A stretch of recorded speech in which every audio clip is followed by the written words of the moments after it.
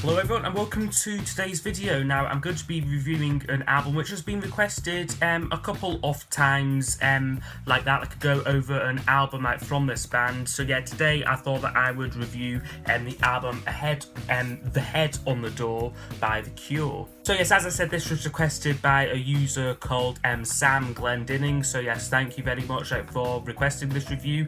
In this video I will just do like the usual thing, give a bit of background information about the album, then I will show you my vinyl copy here and then go over each of the album songs in detail. So this was the band's sixth studio album, released on the 26th of August in 1985.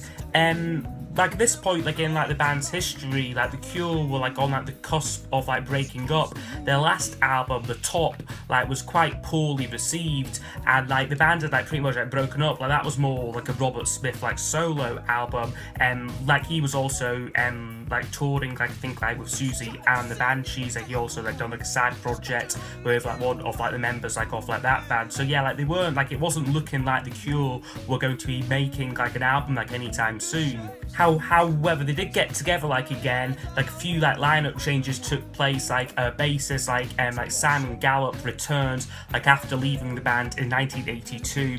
Also a new drummer Boris Williams like was brought on board. So this very much like made this album like more focused like towards like a band like playing live in the studio. Like Robert Smith like said that he wanted like to make the album like very eccentric, like with like lots of like different flavors and like colors like in it, like not just like the same like kind of like song styles.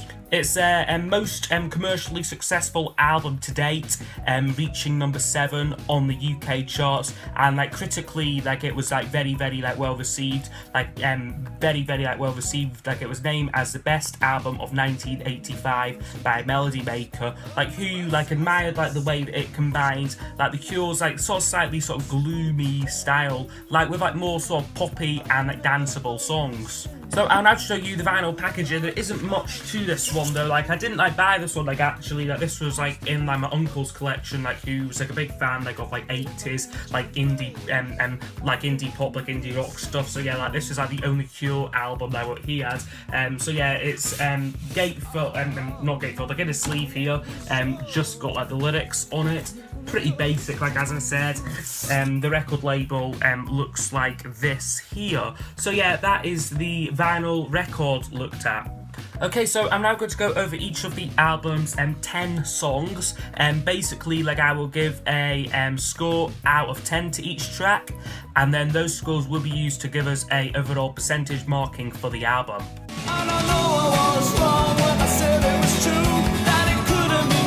Starts off with the song In Between Days, which I'm giving a 10 out of 10 to. I think this is an excellent track. Like there's just so many sort of sounds like and like layers like on like this song here, like the very fastly strummed like acoustic guitar, like the synthesizers on, like it just sounds brilliant, this track.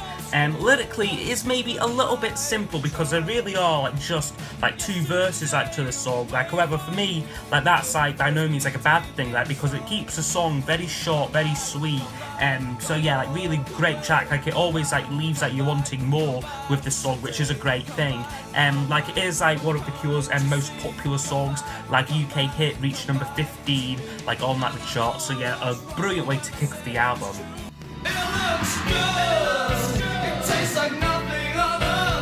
Second track in is called Kyoto Song, which I do also quite like. It is like a change of pace here, a much more slower, more sort of like brooding piece. We've got like some sort of like oriental like flavors like in it like as well, like as is hinted like by like the title like of the song, that Kyoto Song. So yeah, like it's like got like so like oriental flavors, like it builds like quite well, like Smith sings it great. So yeah, like a good song there, like I would say Kyoto Song.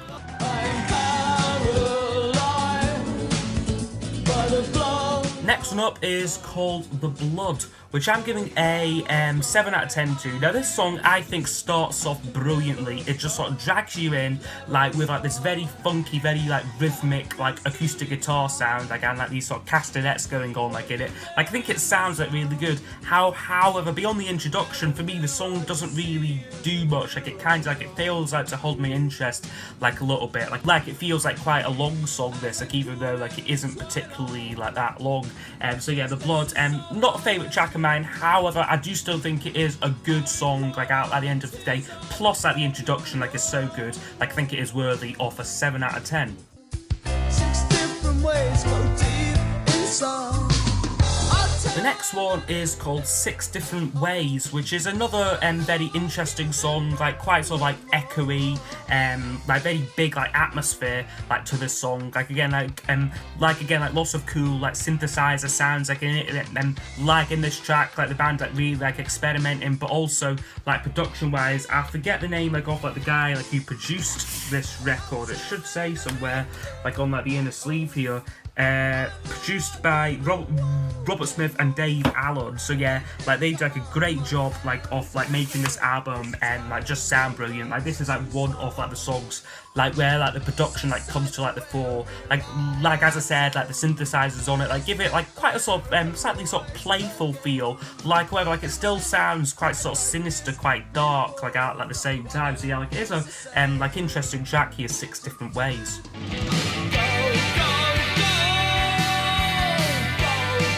And then closing off side 1, I believe, or like it might like open side 2, like I'm not sure, but like anyway, the next track like is called Push, which I'm giving a 9 out of 10 to. This is a more like guitar based song, which is a nice change like from like the more like synthy stuff like on like the last track. Like it is like almost all like instrumental, however it just doesn't matter because it sounds like so like euphoric, like and like so like uplifting. Like I love like the way like it does like build up like to that singular like verse like at the end. Like I haven't like really delved like too much like into like their like live concerts like or like or like live recordings, but I feel like this is one what would sound like just like excellent live. Like I think like it's a great song, like really like uplifting, like a lot of like build up like on this track. So yeah, Push would get a 9 out of 10.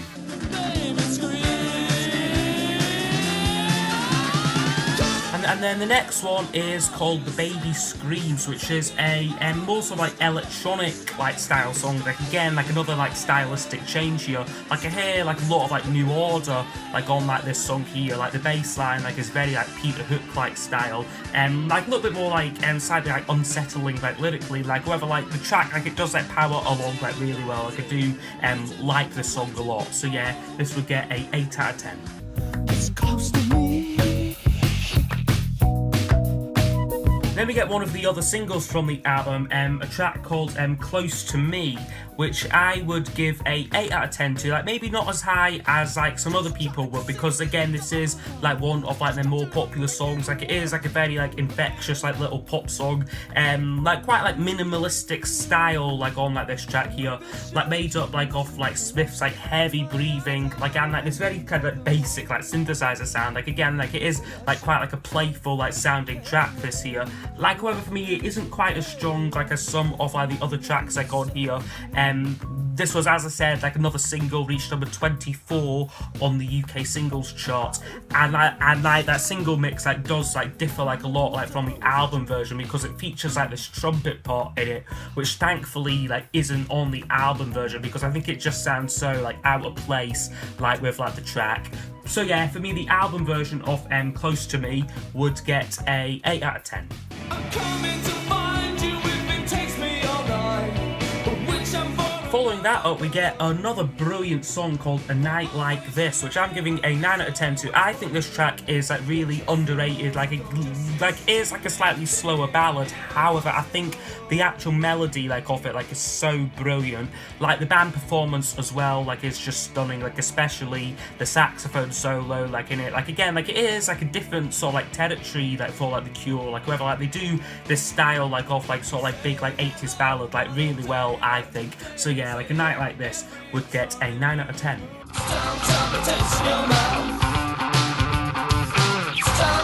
And then the album ends with 2 songs which I'm a little bit like not like on like the fence with, like, but like they're certainly like not like my favourites like on the album. And first one is called Screw, which begins with like this sort of like distorted like bass riff which pins down like the whole song. Like it is like quite like a toe tapping track.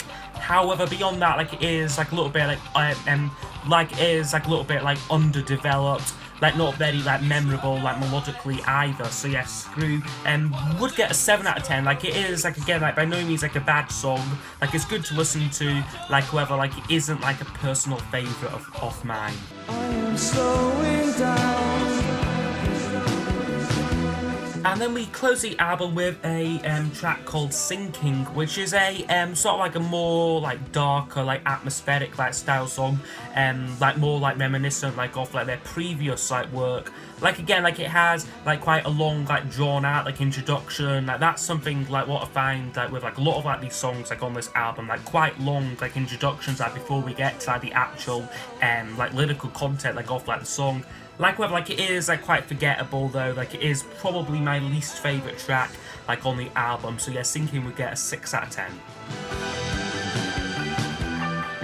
Okay, so overall, this album, out of 100%, would score 80%, which I think like is like a really like good score for this album here. Like it is like it's got a great sort of like combination like of like quite sort of like slightly darker, like slightly sort of like isolated lyrics. Like however, like with just sort of great sounding like songs, like a lot of like variety like in like the like arrangements. Like we've got like pure pop on like stuff like In Between Days, like, and like more so like rocky sounds like on Push, like electronic-y stuff like on like Baby Screams, like ballads and that, like A Night Like This, Kyoto Song. So yeah, like a lot of like variety, which does keep this album like really interesting.